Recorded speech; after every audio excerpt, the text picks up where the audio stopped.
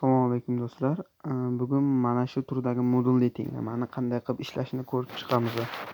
Xo'sh, buni birinchi yo'li kvadratga ko'tarish, lekin bu qiyinroq. Ikkinchi yo'li esa mana bunday 2x plus 1 teng x plus 1 deb ochamiz. X plus 1 da bir marta plus, bir marta minus qilib ochamiz. Xo'sh, birinchi x mana 1 deb qo'yaylik. X mana bu yoqqa o'tsa x teng mana shuni x teng 0. Endi ikkinchi yo'li 2x plus 1 teng minus x minus 1 deymiz.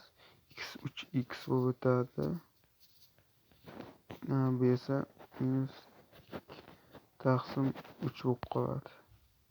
Ya minus 2 ni o'zi adashib ketdik.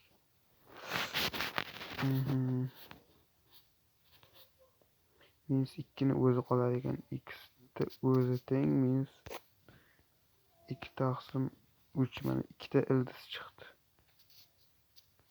Mana bu va 0 degan ildiz.